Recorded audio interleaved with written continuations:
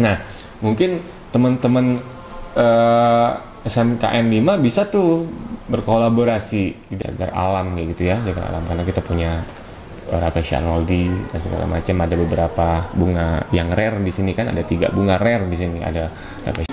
Nah, alhamdulillah sampai tahun sekarang kita masih masuk dalam top 110 event di Indonesia, bisa untuk mempromosiinnya, untuk membuat aktivitas. Assalamualaikum warahmatullahi wabarakatuh. Waalaikumsalam warahmatullahi wabarakatuh. Halo semuanya, kembali lagi bersama aku Nadine di podcast animasi Yang Punya punya SMK 5 Kota Bengkulu. Nah, gimana nih kabar teman-teman hari ini? Apakah semuanya dalam keadaan baik? Baik. Nah, kali ini kita kedatangan tamu spesial dari Dinas Pariwisata Provinsi Bengkulu, khususnya bagian promosi. Beri tepuk tangan pada Pak Meki. Thank you. Halo nih Pak, gimana Halo. kabarnya hari ini? Alhamdulillah baik. Boleh perkenalan dulu sambil sapa pemirsa Oke. podcast kita. Assalamualaikum warahmatullahi wabarakatuh. Om Swastiastu, Namo Buddhaya, Salam Kebajikan. Perkenalkan, nama saya Meki Indomana. Saya bekerja di Dinas Pariwisata Provinsi Bengkulu, khususnya di bidang pemasaran, ketua tim promosi.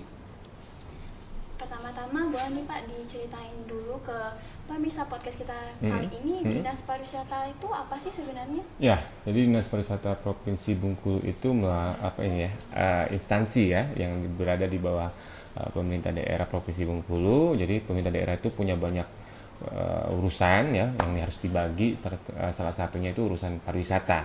Nah, urusan pariwisata ini untuk di pemerintah daerah sebagai leading sektornya itu berada di Dinas Pariwisata Provinsi Bengkulu. Jadi Dinas Pariwisata Provinsi Bengkulu ini mengurusi tentang bukan permasalahan ya, tentang sektor di pariwisata ya, pariwisata yang sesuai dengan aturan-aturan yang dari di pemerintah pusat diturunkan ke pemerintah daerah, terus dilaksanakan untuk aplikasinya di Dinas Pariwisata Provinsi Bengkulu gitu. Jadi itu Ya, Dinas Pariwisata. jadi khusus pariwisata ya. Khusus pariwisata. Nah, kalau boleh tahu Bapak sudah berapa lama nih bergabung di Dinas Pariwisata? Kalau bergabung hampir kurang lebih 5 tahun lebih ya, 5 tahun udah mau masuk tahun ke-6 saya di sana. Tahun 2019, dari 2019 saya di Dinas Pariwisata Provinsi Bengkulu.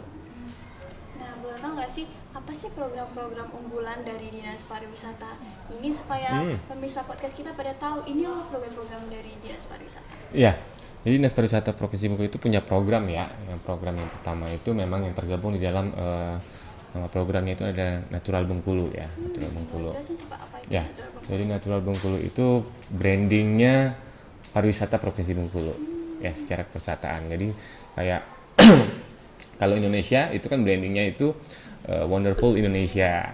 Nah, untuk turunannya di Provinsi Bengkulu itu jadi Natural Bengkulu. Seperti kayak kalau di Aceh itu The Lake of Aceh, kalau di Sumbar itu Taste of Padang kayak gitu ya. Jadi kalau Bengkulu itu Natural Bengkulu ya. Itu berasal dari kata naturalnya, itu berasal dari kata natural and cultural. Karena kita basicnya memang budaya dengan alam ya yang kita punya ya sebagai brand pariwisata kita untuk Indonesia. Itu salah satu dari program Natural Bengkulu itu. Kemudian ada turunan-turunan lagi programnya yang menjadi program unggulan. Yang pertama itu untuk desa wisata ya. Jadi di Provinsi Bengkulu itu sudah mulai banyak berkembang tentang desa wisata ya. Jadi desa itu memang menjadi prioritas karena pembangunan desa itu kan pemerintahan terkecil ya di skup pemerintahan di Indonesia. Jadi jadi kita harus pariwisata itu, ekonomi itu harus tumbuh dari desa dulu. Jadi supaya desa ini bisa mandiri ya, selain dari produk-produk unggulannya desa sendiri, pariwisatanya itu bisa diangkat melalui desanya. Ada beberapa desa yang memang memiliki landscape yang pariwisatanya yang bagus gitu kan. Itu notabene dia bakal bisa untuk mempromosiinnya, untuk membuat activity di desanya itu menjadi suatu atraksi wisata. Itu sudah banyak ya.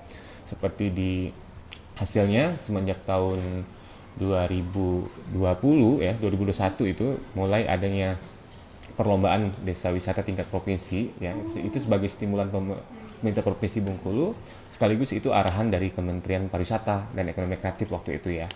Nah, jadi kita mengaplikasikan sebagai program prioritas ya. Alhamdulillah sekarang Provinsi Bengkulu sudah banyak sekali desa wisata dan beberapa yang sudah nasional seperti desa wisata Blitar Seberang ya yang kemarin Pak Sandiaga Uno sudah datang ke sana meresmikan sebagai 50 besar ya 50 besar desa wisata terbaik di Indonesia gitu. Artinya itu salah satu keberhasilan ya untuk menstimulan pariwisata di Provinsi Bengkulu. Kemudian setelah desa wisata itu event-event, ya event-event ya, ya. Jadi event yang memang mempunyai karakteristik yang istilahnya yang sudah menjadi unggulan di Provinsi Bengkulu ya, termasuk event seperti itu. Jadi ya event seperti Festival Tabut ya, Festival Tabut itu karena dia sudah masuk dalam kalender event nasional. Ya, jadi makanya jadi unggulan ya seperti itu kan. Karena Festival Tabut itu dari tahun 2017 itu sudah masuk kalender dulu namanya Calendar of Event, tapi sekarang sudah berubah jadi Karisma Event Nusantara namanya. Nah, alhamdulillah sampai tahun sekarang kita masih masuk dalam top 110 event di Indonesia ya Festival Tabut. Cuman tadinya 2, tapi sekarang 1 yang dimasuk ya. Kalau dulu ada Festival Gurita ya namanya. Jadi memang kenapa event ini yang menjadi program unggulan karena event ini secara faktanya bisa spontan langsung memutar ekonomi ya karena ya perputaran ekonomi dalam suatu event itu luar biasa perputaran pengunjungnya berbelanja segala macam ya semuanya daerah sekitar berdampak terus ekonomi UMKM-nya berjalan seperti itu kan jadi faktanya cepat itu paling cepat. Jadi makanya memang dari Kementerian Pariwisata itu untuk mendorong banyak event di daerah-daerah ya banyak di daerah lain itu banyak event. Nah Bengkulu sebenarnya banyak selain event nasional tadi Bengkulu juga banyak event-event mandiri juga sekarang kan banyak ya event-event konser event-event budaya seperti itu bagian dari program prioritas kita. Kemudian ya terakhir ya yang menjadi program itu ya revitalisasi destinasi wisata ya sekarang sudah mulai banyak direvitalisasi sekarang yang lagi masuk master plan itu Danau Dendam Tak Sudah ya makanya sekarang kan sudah step by step tapi ya nggak bisa langsung instan sekarang sudah ada flyover kemudian sudah mulai dibuat untuk areanya walaupun masih dalam tahap pembangunan tapi itu jangka panjang. Kemudian tentunya Pantai Panjang kita ya, yang harus istilahnya sekarang sudah mulai di branding secara alhamdulillah kemarin Pak Gubernur sudah menyerahkan ya untuk pengelolaan Pantai Panjang itu kembali ke pemerintah Kota Bengkulu seperti itu. Kota Bengkulu tentunya yang ini menjadi prioritas juga. Karena ini Pantai Bengkulu ini seperti landmarknya Provinsi Bengkulu ya karena iya karena di internasional tuh Pantai Panjang itu sudah lumayan sebagai ikoniknya Bengkulu ya salah satu karena dia terpanjang di Asia Tenggara kemudian juga sport surfing juga seperti itu kan jadi sudah jadi Bengkulu Pantai Panjang Bengkulu Pantai Panjang ya jadi sudah ikonik jadi makanya memang harus mendapat perhatian khusus ya untuk Pantai Panjang karena yang menjadi daya tariknya untuk wisatawan regional itu seperti Palembang, Jambi, Sumbar yang di area Sumbaksel itu pantai kita itu yang primadonanya seperti itu. Jadi memang selain nanti termasuk Enggano karena Enggano ini sudah masuk ke KSPN sebenarnya KSPN itu kawasan strategis nasional pariwisata gitu sebenarnya karena dia pulau terluar kan tapi ya tadi semuanya memang tidak bisa secara instan ya apalagi sekarang dengan keadaan kita gitu ya seperti itu. Nah itu adalah program-program prioritas yang dilaksanakan Dinas Pariwisata Provinsi Bengkulu juga ya termasuk heritage kita juga seperti Fort Mamboro, Rumah Bung Karno, kemudian pelestarian cagar alam kayak gitu ya cagar alam karena kita punya Rafflesia arnoldi dan segala macam. Ada beberapa bunga yang rare di sini kan, ada 3 bunga rare di sini. Ada Rafflesia arnoldi, bunga bangkai ya, bunga Amisim rupalus ya. Kemudian satu lagi itu anggrek pensil. Itu punya 3, luar biasa kan sebenarnya. Ditambah beberapa hewan yang langka juga, itu ada di Enggano. Pernah tahu nggak hewan apa yang kita punya? Apa ya?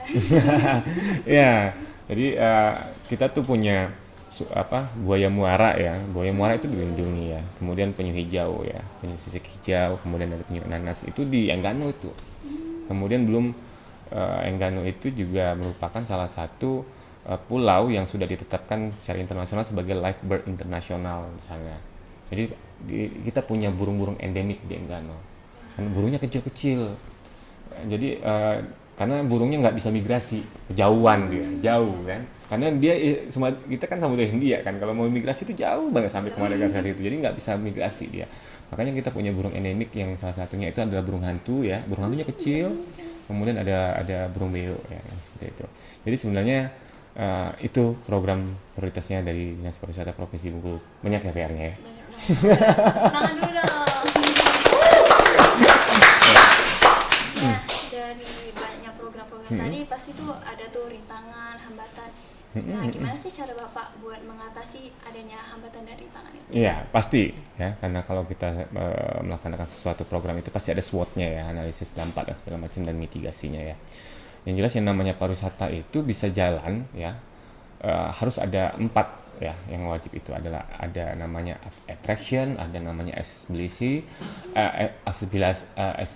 akses, kemudian aksesibilitas, kemudian komoditas, kemudian ada ancillary itu. Jadi kalau misalnya 4 itu tidak terpenuhi, sebenarnya belum jadi pariwisata, sebenarnya belum jadi wisata. Karena apa tadi, kalau atraksi dia harus punya atraksi itu atraksi unggulan seperti ada kalau di pemandangan, kalau di alam itu seperti air terjun dan segala macam, apa pantai dan segala macam, itu atraksi, termasuk event-event segala macamnya apa yang kita punya. Kemudian kita harus aksesibilitasnya harus oke ya, baik itu dari infrastruktur ya, kemudian internet, wifi dan segala macam. Kemudian komoditasnya juga harus oke juga seperti hotel dan segala macam. Kemudian ancillary ini yang terakhir, karena setelah COVID muncul A ini, tadinya 3A sekarang jadi 4A. Karena ancillary ini adalah SDM-nya ya. Percuma kalau misalnya 3 ini ada semua tapi SDM-nya belum mumpuni, makanya itu terjadi nanti banyak yang terbengkalai ya kan, terus banyak yang tidak bisa berjalan karena seperti itu, karena SDM-nya belum disiapkan ya, makanya seperti itu. Nah, ini salah satu rintangannya SDM-nya ini ya.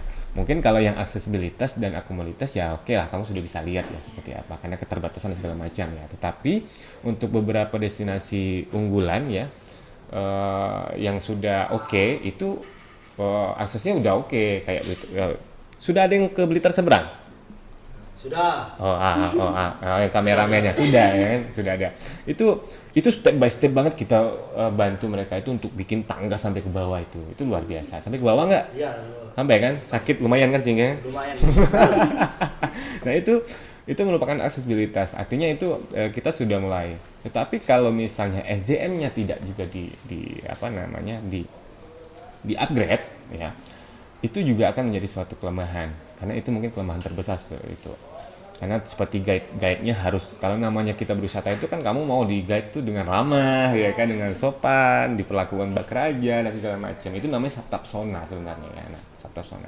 Kalau jiwa sabtapsonanya tidak ada, itu akan berdampak negatif setelah itu. Kamu liburan ke sana terus diperlakukan tidak enak, nanti kamu, apalagi zaman sekarang itu sudah zamannya media sosial, viral dong, saya gitu kan. Itu akan menimbulkan citra yang tidak baik untuk pariwisata Provinsi Bengkulu pasti, dan itu pasti berdampak luas secara nasional.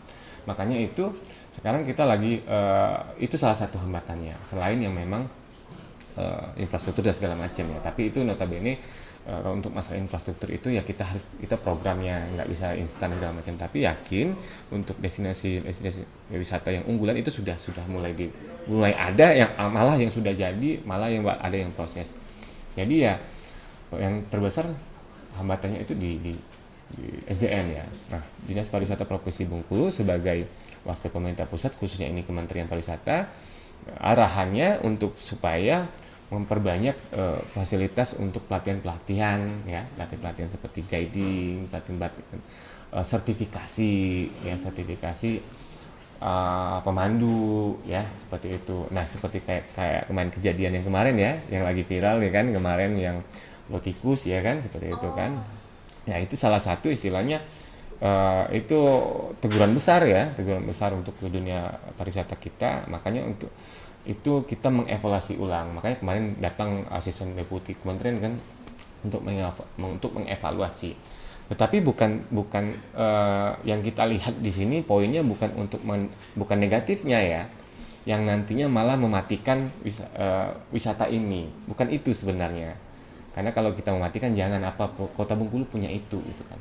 Yang harus kita laksanakan sekarang itu adalah mengupgrade itu supaya untuk membalikan kepercayaan publik lagi. Karena itu wisata unggulan Pulau Tikus itu. Dengan adanya kejadian ini pasti orang akan mikir 2 kali pasti kan. Nah, benar kan? Mikir 2 kali semua kan seperti itu. Dan itu sayang. Padahal sebenarnya peminatnya banyak sekali. Nah, ini kami lagi berusaha untuk mengembalikan trust-nya wisatawan nih. Karena sebenarnya itu potensinya luar biasa di sana itu. Nah, makanya sekarang kita akan ke depan mencoba untuk mensertifikasi terus mengawasi, terus melihat SOP ulang bagaimana caranya wisata tirta, itu kan wisata tirta namanya, seperti itu. Nah, itu hambatan-hambatannya ya. Luar biasa ya hambatannya seperti itu, karena banyak sebenarnya, apalagi kita itu hospitality-nya itu ya, karena pariwisata itu adalah people meet people, lihat orang ketemu orang. Jadi attitude komunikasinya segala macam itu harus sabta pesona. Tuh. Oke. Lumayan banyak ya hambatan-hambatannya, ya. Tapi pasti bakal ada soalnya. Ya, karena dari hambatan itu nanti kalau pemerintah itu baru keluarkan program untuk mengatasi hambatan itu gitu. Itulah tugas pemerintah. Nah, sekarang boleh nih Pak diceritakan sedikit gimana sih kolaborasinya Dinas Pariwisata ini seperti dengan pemerintah atau masyarakat? Ya. Oke. Tadi saya ada yang tertinggal ya, mungkin nggak lengkap karena pembahasan kita juga ada satu ini. Salah satu program prioritasnya satu lagi yang tadi ya, saya lupa tadi. Itu adalah ekonomi kreatif. Oh iya. Ya, saya lupa. Itu ada ekonomi kreatif. Nah, ini akan berkorelasi dengan apa yang kamu pertanyaan tadi ya. Jadi mitra itu banyak nantinya, apalagi sekarang dengan seperti di SMKN 5. Karena fenomena ekonomi kreatif ini baru muncul itu setelah COVID.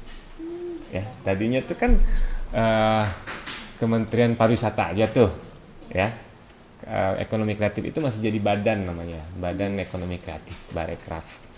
Jadi belum terlalu jadi priority. Nah, tetapi setelah COVID, karena COVID kita itu dituntut nggak bisa ngapa-ngapain ya, semuanya itu by remote kayak gitu ya, dari jarak jauh segala macam. Ini menimbulkan tren baru bahwa waktu COVID kita nggak bisa ngapa-ngapain.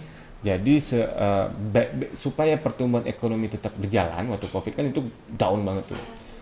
Yang bisa menggerakkan sebagai lokomotif yang terdepan itu adalah ekonomi kreatif. Ya.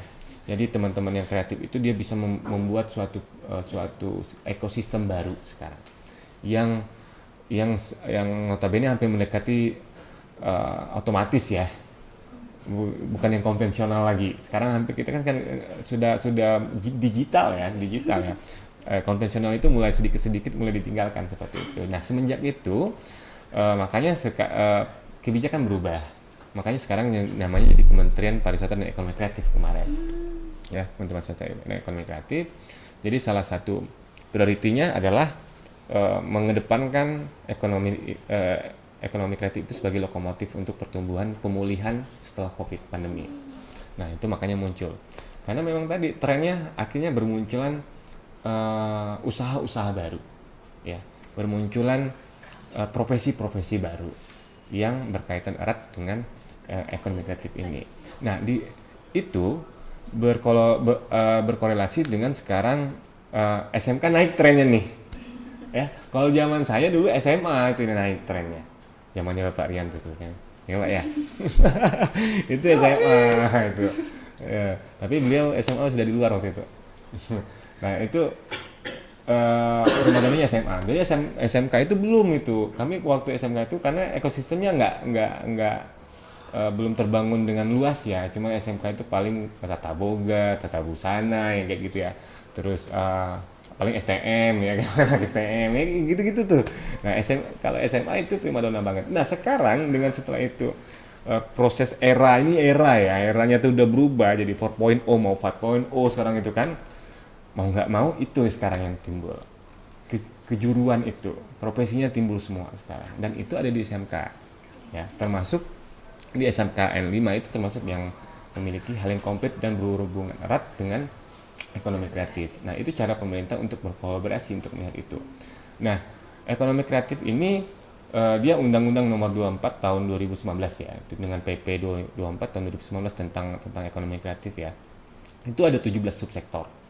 Ya, ada 17 subsektor yang di bawah ekonomi kreatif itu. Termasuk itu ada pertunjukan seni, ya, ada desain, ada animasi ini ya, ada film, terus ada fotografi, ada apa namanya kuliner, fashion dan segala macam.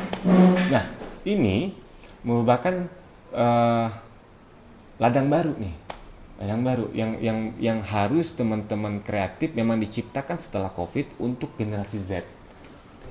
Ya, untuk Gen Z, untuk mengambil peluang itu. Karena saya ingat waktu itu ketika waktu COVID itu kami itu harus dituntut mengupgrade diri ASN-nya karena kami harus men-serve Gen Z. Kalau kami tidak mengupgrade untuk men-serve Gen Z ini nggak percaya dengan kami nantinya. Ya, seperti itu. Jadi ASN-nya dulu nih yang harus diciptakan dulu karena ekosistemnya sudah berubah nih. Eranya sudah digital. Lucu kan pemerintah nggak melek digital kan, dibego-begoin kayak gitu kan. Jadi makanya nanti nggak percaya nanti kalian seperti itu. Makanya diciptakanlah itu ekonomi kreatif itu. Jadi ada profesi-profesi baru. Nah, di Provinsi Bengkulu itu ada 5 subsektor yang menjadi unggulan. Itu yang mungkin teman-teman di SMKN 5 bisa mengambil momen. 5 ini adalah yang pertama itu kuliner. Di sini ada tata boga. Enggak ada ya, oke. Kuliner. Kemudian ada fashion nomor 2-nya. Fashion ada. Nah, ini fashion luar biasa nih persentasenya di Bengkulu. Kemudian itu ada kriya. Ada. Nah, ada lagi kan ya. Komplit kalau di sana. Kemudian itu ada pertunjukan seni. Nah, itu. Termasuk ini hostnya nih. Nah, itu ya. Kemudian baru desain grafi, animasi di bawah itu. Kena semua dong SMK Negeri 5 ini. Nah. Tepuk tangan dulu dong. Nah, jadi itu harus diambil momen itu sebenarnya ya. Artinya sudah jeli. Nah, pemerintah kami supaya bisa menciptakan kolaborasi ini bertugasnya kami membuat ekosistem itu menjadi hidup. Salah satunya itu dengan event. Ya, karena di event itu nanti ekosistemnya itu berjalan, bisa sekali jalan. Karena di event itu ada pertunjukan seni, ya, ada ini pelaku seni, apa namanya, penyelenggaranya IO itu termasuk industri kreatif ya. Kemudian ada desain grafis, animasi itu terlibat semua di sana. Fashion terlibat di sana, kuliner terlibat di sana. Makanya event itu dibanyakin supaya pembukaan lapangan pekerjaannya itu luas dan masif ya, seperti itu. Nah, mungkin teman-teman SMKN 5 bisa tuh berkolaborasi di dalam eventnya nanti. Seperti kan festival tabut tuh. Nah, itu tuh gurunya kalian paling sering tuh SMKN 5 itu paling sering mengisi panggungnya tabut itu tuh. Ya kan? Iya. Dan di pembukaan itu pasti udah 3 tahun berturut-turut itu SMKN 5 ikut itu tuh. Itu salah satu apresiasi bentuk kami, mengapresiasi banget dengan SMKN 5, alhamdulillah karena kami sangat terbantu dan itu mungkin menjadi ajang ini ya, promosi sekaligus promosi untuk publikasinya dan sekaligus itu ngetes apa namanya mentalnya kalian. Panggung tabut itu lumayan besar. itu sudah nasional sebenarnya, sudah sangat nasional. Jadi yang penting kita nggak ngomongin wet dulu lah, kalau masalah cuan ntar dulu, itu pastilah ada hitung-hitungan kita. Tapi kita ngomongin masalah pride-nya kita, pride-nya sekolah kita, pride-nya apa yang kita suka, hobi yang kita suka dan segala macam. Nah, teman-teman bisa ambil alih di sana. Ya. Kemudian juga nanti dengan Dinas Pariwisata kita bisa berkolaborasi dalam sosial medianya partnernya seperti itu kan. Di sini kan ada seperti podcast ini dan segala macam ya, kita ngomong bahas festival tabut kayak atau apa, kayak apa podcast di sana, kayak apa live TikTok di sana, kayak apa nantinya seperti itu sebagai media partner ya, media partner seperti itu. Dan pernah masuk ini nggak, kalau di festival tabut tuh kalian pengen nggak ngerasain masuk ke dalam full access-nya di stage-nya mah? Pernah ngerasain itu? Pengen nggak? Pengen kan gitu ya. Gimana riuhnya ya festival tabut itu dengan base stage-nya 1, 2, 3 terus masuk tangga gitu-gitu ya, running itu terus ngeliatin produksian broadcastingnya segala macam, itu seru tuh. Nanti tadi saya sudah ngobrol dengan Pak Rian, nanti siapa tahu bisa berkolaborasi kita di dalam festival tabut nanti untuk seperti itu. Ya kan? Itu salah satu bentuk yang realistis yang bisa kita lakuin ya untuk berkolaborasi dengan sekolah. Pengennya memang sebenarnya kami juga sudah kemarin ada komunikasi dengan Ibu Senator kita ya, Ibu Destita, termasuk juga dengan DPR RI kita, Ibu Erna Seri Dewi ya, untuk masalah bahwa Sabta Pesona Pariwisata dan Ekonomi Kreatif itu harus ditanamkan sedini mungkin dari teman-teman SMA dan SMK. Insya Allah nanti itu didorong dengan beliau menjadi suatu kurikulum, entah itu jadi kurikulum ataupun menjadi suatu himbauan ya, atau mungkin nanti ada kuliah terbuka ya, seperti itu yang khusus untuk seperti itu. Mudah-mudahan nanti seperti itu, karena memang harus sedari dini ditanamin. Yang satu lagi kalau ngomongin Provinsi Bengkulu itu yang kita punya ya cuman itu ya. Artinya Pak Gubernur sendiri ya sudah dia konsen dengan pariwisata Provinsi Bengkulu bahwa apalagi Kota Bengkulu yang kita punya itu pariwisata. Yang kita punya itu pariwisata. Makanya Pak Gubernur dengan slogannya Bantu Rakyat dan Bengkulu Bumi Merah Putih itu sudah digaungkan supaya untuk Provinsi Bengkulu ini lebih dikenal ya. Dengan kalau lebih dikenal maka itu mungkin menjadi interest ya, menarik dan meningkatkan minat kunjungan ke Provinsi Bengkulu. Karena sekali lagi pariwisata itu indikator utamanya Dinas Pariwisata itu adalah berapa kunjungan wisatawan, ya, berapa yang kita bisa sumbang untuk Indonesia gitu. Dan itu berat. Berat ya, targetnya tinggi tetapi kondisi kita lagi gimana, tapi ya oke, kita coba laksanakan benar-benar. Nah, kira-kira menurut Bapak nih ada nggak sih kesempatan buat Dinas Pariwisata ini nanti berkolaborasi dengan SMK Negeri 5 nih? Menurut Bapak tuh gimana? Ya, tadi ya dan bentuk apa tuh kira-kira? Ya, tadi yang seperti saya bilang kita bisa berkolaborasi dalam bentuk media partner ya, nanti yang tadi saya tawarkan untuk di Festival Tabut ya.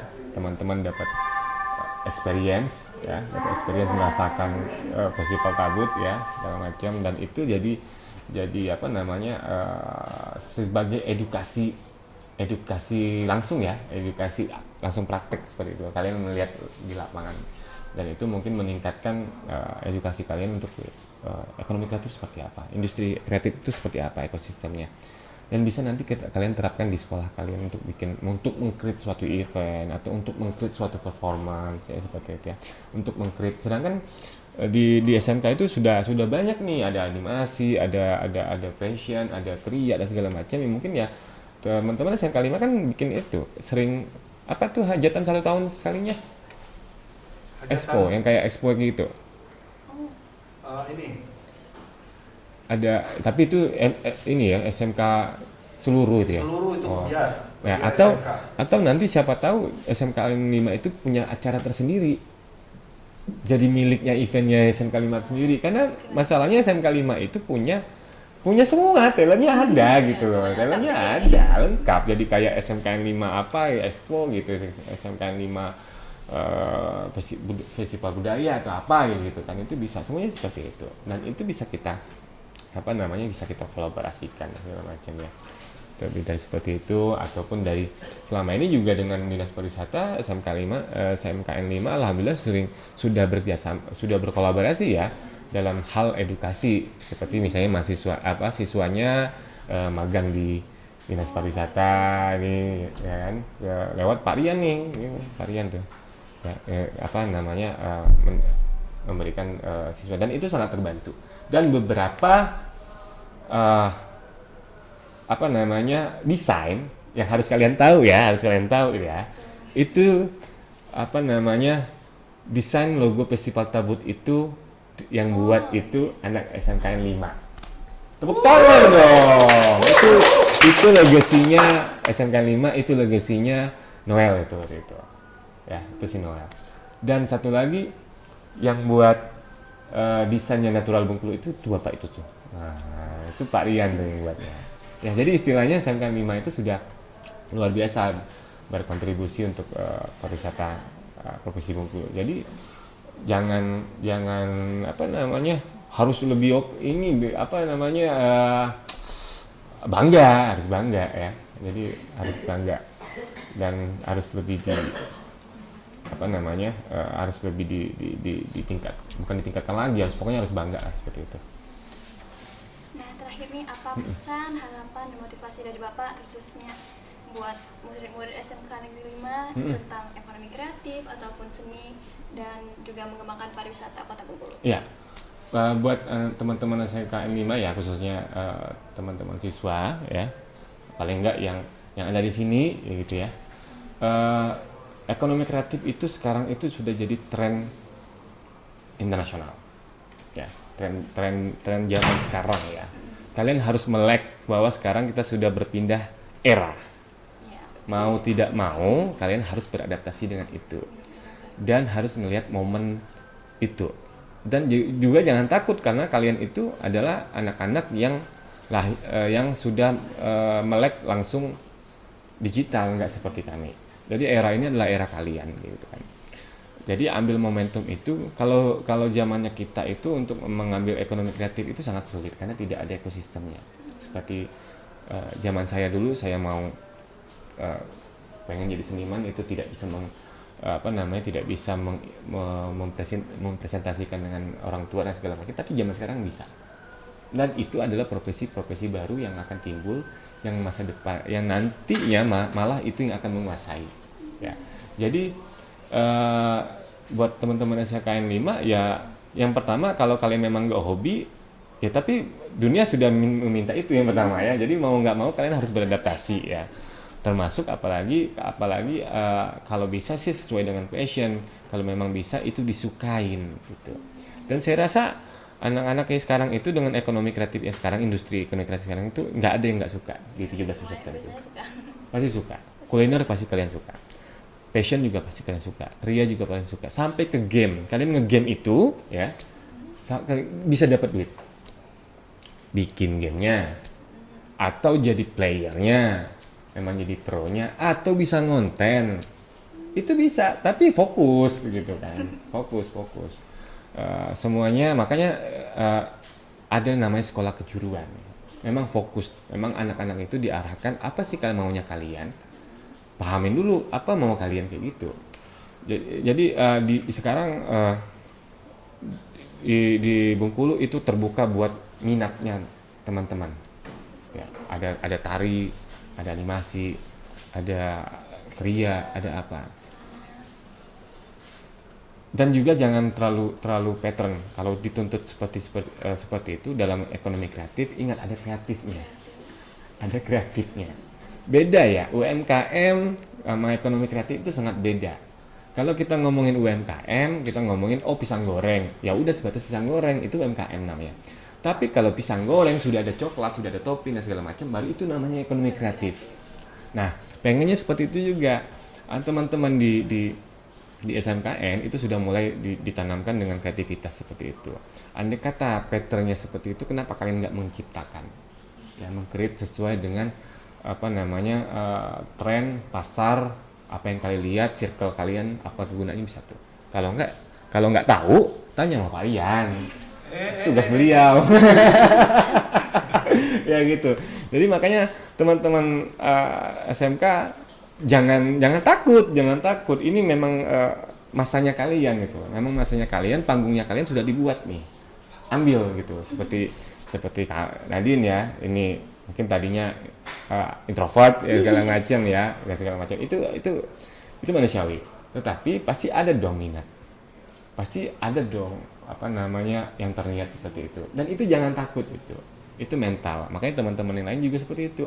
Jangan takut untuk belajar, jangan takut untuk menyukai sesuatu. Itu udah oke itu. Saya rasa itu aja ya buat pesan-pesannya buat teman-teman SMK 5, terutama juga untuk anak-anak yang masih bingung untuk milih dan segala macam. Ya kalian lihat dulu minat kalian terus daftar ke SMK 5 ya kan. Ya, karena sudah ada semua nih kayak ini udah komplit, kalian bisa langsung aplikasi dan dudu itu itu sudah Padian punya koneksi yang luar biasa tuh, teman-temannya koneksinya luar biasa untuk industri kreatif ya itu. Jadi ambil kesempatannya ya. Oke. Atas pesan motivasi dan harapannya. Oke. Nah, nggak kerasa kita udah berada di penghujung podcast kita kali ini. Jangan lupa kalau podcast ini sponsori oleh jurusan Kria Kreatif Kain dan Rotan, Kria Kreatif Batik dan Tekstil, Desain Produksi Busana, Desain Komunikasi Visual, Seni Pertunjukan, dan juga Animasi. Wah, lengkap. Lengkap semua. Udah bisa bikin iklan sendiri sebenarnya yang lanjut. Terima kasih kepada Mbak Eki Ya. sudah meluangkan waktu jadi Ya, oke. jadi tamu podcast kita kali ini. Jadi CSR ke Bangku dulu gitu. Buat event. Iya ya. Kayak gitu, bisa mandiri nanti. Ya, jadi segitu dulu podcast kita kali ini. Jangan lupa like, comment, share, dan subscribe YouTube channel Animasi supaya nggak ketinggalan podcast berikutnya. Wassalamualaikum warahmatullahi wabarakatuh. Waalaikumsalam warahmatullahi wabarakatuh. Dadah semua.